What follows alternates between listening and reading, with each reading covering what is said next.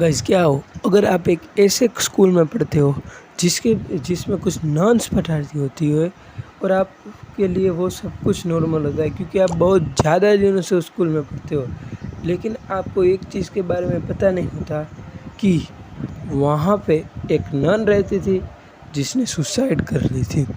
और अचानक से एक दिन कुछ होता है जिसके बारे में आपको कुछ खास पता नहीं होता और आप उस स्कूल में ही कैद रह जाते हो एंड देन आपकी डेथ हो जाती है मिस्टीरियस कारण से, जिसके बारे में किसी को पता नहीं चलता। आपको भी पता होता है बट आप तो ऑलरेडी ख़त्म हो चुके होते, इसलिए आप किसी को बता नहीं पाते और आपकी डेथ का कारण होती है एविल नन। हाँ गाइस, मैं बात कर रहा हूँ एविल नन की स्टोरी के बारे में। गाइस लास्ट वाले वीडियो में हमने एविल नन की स्टोरी जानी थी कुछ हद तक, जिसमें हमने जाना था कि एविल नन का जन्म एक अच्छे खासे परिवार में हुआ था जहाँ पे एक कपल रहता था और उसके हाथ में जैसे ही उसका जन्म हुआ तब उल्टे क्रॉस का निशान था और इसी वजह से उसके परिवार वालों ने उन्हें एक यानी कि एविल नन को एक स्कूल के सामने छोड़ दिया जिस स्कूल का नाम था ईगल हाई स्कूल। तो गाइज अब तक आपने चैनल को सब्सक्राइब नहीं किया सब्सक्राइब कर दे और वीडियो को लाइक नहीं किया तो लाइक भी कर दे। गाइज पिछली वीडियो में हमने एलिसा के बारे में भी जाना था। तो एविल नन के सुसाइड करने के बाद एलिसा भी सुसाइड कर लेती है क्योंकि अब वो उसको भी बहुत नर्स जो है वो समझाती है, बट फिर भी उसकी मम्मी के बारे में इतनी ज़्यादा बुरी बातें करने के हिसाब से उसे भी सुसाइड कर लेती है। वो इतनी डिप्रेस हो जाती है कि वो कुछ नहीं सोचती और वो सुसाइड कर लेती है एंड देन होती है असली तबाही, क्योंकि एविल नन जो होती है उसने ऑलरेडी अपने जो रिचुअल्स होते हैं उससे डेविल को जगा दिया होता है और डेविल को भी कोई ऐसा चाहिए जा कि जो उसकी हेल्प कर सके वर्ल्ड के अंदर तबाही फैलाने में। लेकिन जब डेविल ने पहले एविल नन से पूछा था तब एविल नन ने मना कर दिया था क्योंकि वो ऐसा कुछ नहीं चाहती थी, वो पहले से अच्छी थी, बस वो जानना चाहती थी कि उसके साथ ऐसा क्यों किया जा रहा है और ये उसके हाथ में जो निशान लगा है वो निशान आखिर है क्या। लेकिन जब उसको पता चला कि उसकी बेटी एलिसा की डेथ हो चुकी है और उसका कारण वो नन से जिन्होंने उसको एविल नन को बुरा भला कहा था, तब उसे बहुत ही गुस्सा आया एविल नन को। और जब उसके बाद डेविल ने पूछा तब वो खुद तैयार हो गई और डेविल के साथ काम करने के लिए। इसीलिए डेविल ने उसको कुछ पावर्स दी और उसकी आत्मा को वापस से जगाया। जैसे ही उसकी आत्मा जाग गई हुई असली तबाही। एविल नन ने अपना सबसे पहला मकसद चुना। एविल नन ने अपना सबसे पहला मकसद चुना कि वो ईगल हाई स्कूल की सारी नन्स को मार देगी। उसने वही किया, उसने सारी नन्स को मारने लगी, लेकिन उसने एक नन को छोड़ दिया और वो नन थी वो अच्छी नन जिसने उसकी हेल्प की थी और इसके अलावा उसने सारी नन्स को मार दिया। इसके बाद वो एक ही चीज़ चाहती थी कि उसकी बेटी एलिसा वापस आ जाए। बहुत टाइम तक उसे कुछ का नहीं सूझा और उसने पहले तो गॉड की पूजा करने का नक्की किया। इसी वजह से डेविल ने उसकी सारी पावर्स छीन ली थी और जो एविल नन थी वो गॉड के लिए प्रे करने लगी थी, बट बहुत टाइम तक गॉड ने उसकी प्रे नहीं सुनी। इसकी वजह से एविल नन बहुत ही डिप्रेस हो गई और उसने वापस से डेविल की प्रे करना स्टार्ट किया एंड डेविल ने उसे वापस से सारी पावर्स दे दी क्योंकि ऑलरेडी एविल नन के हाथ में उल्टे क्रॉस का निशान बना हुआ था। मतलब एविल नन और डेविल का रिश्ता कुछ ही बहुत ज़्यादा अच्छा था, इसीलिए डेविल ने कुछ भी सोचे बिना उसको वापस से सारी पावर्स दे दी। अब जब एविल नन को वापस से सारी पावर्स मिल गई थी तब उसको सूझता है कि अगर मैं डेविल से ही मेरी बेटी को वापस मांगूंगा तो शायद से वो मुझे दे देगा। तो यही सोच के वो डेविल से अपनी बेटी वापस मांगती है, लेकिन डेविल उसे कहता है कि मैं तुम्हारी बेटी तब तक वापस नहीं दूंगा जब तक तुम मेरी पूजा नहीं करोगी और अपनी सारी ज़िंदगी को नहीं लगा देगी। यह सुनकर एविलन को कुछ डर तो लगता है, लेकिन वो समझ लेती है कि अगर एलिसा को वापस लाना है तो सिर्फ यही उपाय है, इसलिए वो डेविल की पूजा भी करने लगती है। और जैसे ही वो डेविल की पूजा करने लगती है, डेविल बहुत ही ज़्यादा पावरफुल हो जाता है, जो कि उसके लिए बहुत ही खतरा हो सकता था, जो लोग नॉर्मल लोग थे। और इसके बाद एविलन डेविल की पूजा करके अपने लिए कुछ साथी मंगा लेती है, ताकि वो जिस स्कूल में वो रहती थी उसमें कुछ भी कोई कर ना पाए। और वही साथी थे वो 3 चिकन्स जो हमें एविलन 2 में दिखाए जाते हैं। उसके बाद एविलन को अपनी बेटी के वापस लाने के सिवा और कुछ नहीं सूझता, और एविलन उसी में पूरी तरह से लग जाती है। वो दिन रात डेविल के लिए रिचुअल करती रहती है, और इसके अलावा अपने स्कूल को भी थोड़ा सा संभालती है, क्योंकि स्कूल में अब कोई भी स्टूडेंट नहीं आता था, इसलिए स्कूल में वो ज़्यादा ध्यान नहीं देती थी। और जो कोई भी बाहर से स्कूल में आता वो उसको 3 दिनों में मार देती थी। और इसीलिए एविलन 2 में हमारे प्लेयर के पास 3 दिनों में होता है, और 3 दिनों के बाद एविलन उस पर एक छोटा सा रिचुअल कर देती है, जिससे वो अपनी बेटी एलिसा को वापस ले आए। और वो रिचुअल क्या होता है वो अगर आपको बताऊं तो उस रिचुअल में कुछ ऐसा होता है कि डेविल ने उसे बताया होता है कि अगर उसे अपनी बेटी एलिसा को वापस लाना है तो उसे कोई ऐसा बच्चा चुनना होगा जो सही हो और डेविल का काम आ पाए। और यही सोच के एविलन टाइम पे कुछ बच्चों को लाती है, एंड देन उन सारे बच्चों को रिचुअल में मार देती है। अब बात करते हैं हमारे प्लेयर की, जो एविलन 2 में होता है। तो एविलन 2 में जो हमारा प्लेयर होता है वो सिर्फ अपने भाई के लिए आया होता है, क्योंकि एविलन ने उसके भाई को भी किडनैप कर दिया था, लेकिन उसे नहीं पता था कि उसका भाई ऑलरेडी मर चुका है। लेकिन जब यहाँ पर आकर उसको पता चल जाता है, तब वो एक ही चीज़ के बारे में सोचता है और फैसला करता है कि वो किसी भी तरह के एविलन के ये सारे रिचुअल को ख़त्म कर देगा, ताकि और कोई बंदा अब इस तरह से मरे ना। और वो वही करता है, बहुत ही ज़्यादा मुश्किलों के बाद वो वही करता है, एंड देन एविलन बहुत ज़्यादा रोने लगती है। और उसके बाद आता है वो जिसके बारे में उसने सोचा भी नहीं था, और वो होता है नज़रत। जी हाँ गाइस, अगर आपने एविलन 2 की दूसरी वाली एपिक एंडिंग देखी है तो उसमें आपने नज़रत को भी देखा होता है। अब नज़रत ऑलरेडी डेविल का दूत था, और इसी वजह से वो ऐसे ही काम करता था जो काम बुरे हो। और नज़रत को भेजने का कारण भी यही था डेविल का, कि वो एविलन की हेल्प से एक ऐसा इंसान, और या कह सके एक ऐसा डेविल खड़ा कर सके, जिसकी मदद से वो इस दुनिया में तबाही ला सके। और वो वैसे ही करते हैं।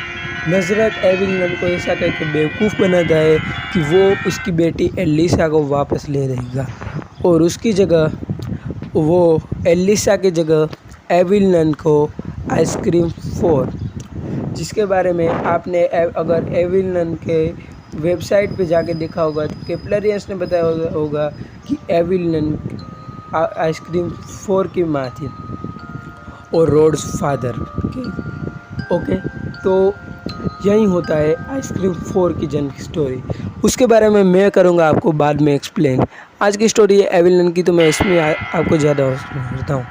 और नज़रत ने आइसक्रीम 4 को देते वक्त एविलन को साफ साफ कहा था कि अगर तुमने इसका सही से ध्यान नहीं लगा तो तुम अगली यानी कि बहुत ही बुरी दिखने लगोगी, एंड देन तुम्हारा दिमागी संतुलन भी अच्छा नहीं रहेगा। एविलन को लगा था कि मुझे एक बेटी होगी और वो होगी मेरी एलिसा, लेकिन जैसे ही उसे बेटा होता है बहुत ही डिप्रेस हो जाती है। सबसे पहले तो वो उसका सही से ध्यान रखने लगती है, लेकिन फिर उसे एक दिन वापस से एलिसा की याद आती है, और वो उसके साथ बहुत ही बुरा व्यवहार करती है और उसे स्कूल से भी निकाल देती है। स्कूल में वो रोड्स फादर के साथ भेजती है। और उसके बाद आइसक्रीम 4 का क्या हुआ वो हम अपने आइसक्रीम 4 वाली स्टोरी में डिस्कस करेंगे। अब आते हैं एविलन की स्टोरी में वापस।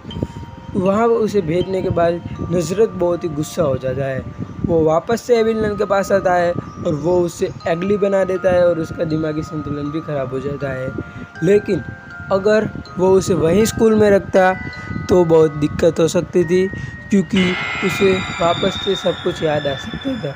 इसीलिए नज़रत ईगल हाई स्कूल की जो पुरानी खंडर बन चुकी स्कूल थी उसमें एविलन को वह डालने का फैसला करता है और वो वैसा ही करता है। जो ईगल हाई स्कूल की जो पुराने वाली जो स्कूल थी जो अब खंडर बन चुकी थी वो एविलन को उसके अंदर डाल देता है। और वही स्कूल में हमारा जो नेक्स्ट वाला प्लेयर होता है वो आता है।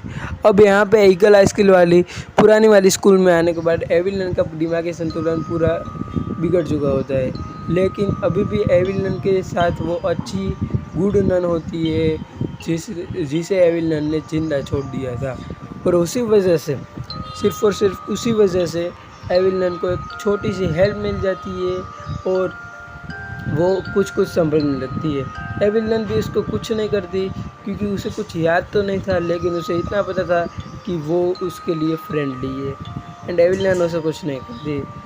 अब वो लोग वहाँ पे कपड़े धोने का काम करने लगते हैं। जो एविलन कपड़े पहनती थी वो जो अच्छी वाली नन थी वो उसे धोया करती थी। एक दिन एविलन ने वो सब कुछ देखा और उसे ख्याल आया एंड देन उसने वापस से वही शुरू कर दिया और वापस से उसने बच्चों को एक छोटे सी ईगल हाई स्कूल में एंट्री के लिए एक छोटी सी रिक्वेस्ट भेजनी स्टार्ट कर दी। एंड उसके बाद वही हुआ जो पहले हुआ करता था। एविलन ने वापस से बच्चों को किडनैप करने लगा, लेकिन इस बार वो उन्हें किसी रिचुअल में नहीं मारती थी, बट वो जो बच्चे होते हैं उन्हें वो एविलन जो होती थी वो उन्हें मारने की जगह एक लॉन्ड्री वाले गेट के अंदर कैद कर देती थी हमेशा के लिए। और अगर आपने एविलन 1 खेला है तो उसके एपिक एस्केप में हमें ये लॉन्ड्री वाले बच्चों को ही आज़ाद करना होता है। तो अब बात आती है कि आखिर वो प्लेयर जो हमारा प्लेयर होता है वो आखिर वहाँ पे कैसे फंसा और उसे इतना सब कुछ पता कैसे था एविलन के घर के बारे में, जो हमारा प्लेयर होता है एविलन 1 के अंदर। तो उसका सिंपल सा सवाल है कि उसे पता इसलिए चला क्योंकि वो और कोई नहीं उसका बेटा था और उसी से ट्रेन हुआ था जो पहले एविलन वाली स्कूल में रहता था। जी हाँ, मैं बात कर रहा हूँ हमारे एविलन 2 के प्लेयर में, जो लंगड़ा था और मिस्टीरियस मैन की तरह में हमें एविलन की एपिक एस्केप में हेल्प करता है। वो और कोई नहीं हमारे एविलन 1 के प्लेयर का फादर था और उसने उसे ट्रेनिंग दी हुई थी ताकि वापस से वो लोग मिलके एविलन के कैफ से सबको आज़ाद कर सके। और वो बच्चा ऐसा ही करता है, सब बच्चों को मिलके आज़ाद कर देता है। उसके बाद एविलन अकेली हो जाती है एंड देन उससे कुछ नहीं सूझता। बहुत दिनों तक वो अकेली रहने लगती है और कुछ नहीं कर पाती। उसके बाद वो वापस से एक दिन डेविल की प्रे में चली जाती है। इस बार वो एविलन बहुत ही ज़्यादा प्रे करती रहती है। इससे डेविल उससे इम्प्रेस्ड हो जाता है एंड उसे जो कुछ भी मांगना हो वो मांगने को कहता है। यहाँ पे एविलन की दिमागी हालत कुछ ठीक नहीं थी, वो मैंने आपको पहले से ही बताया था। वो अपना पास्ट पूरा भूल चुकी थी और उससे ज़्यादा कुछ समझ में भी नहीं आता था। वो उतनी मतलब होशियार कह सकते हो, होशियार नहीं थी। इसीलिए एविलन डेविल से सिंपली अपनी डेट मांग लेती है क्योंकि वो अकेली हो चुकी थी एंड उस पुरानी वाली नन को आज़ाद करने के लिए मांग लेती है। अब डेविल उसकी डेट तो नहीं चाहता था क्योंकि वही उसकी हेल्प करती थी, क्योंकि कहीं ना कहीं एविलन भी दुनिया में तबाही फैलाने में उसकी हेल्पर थी।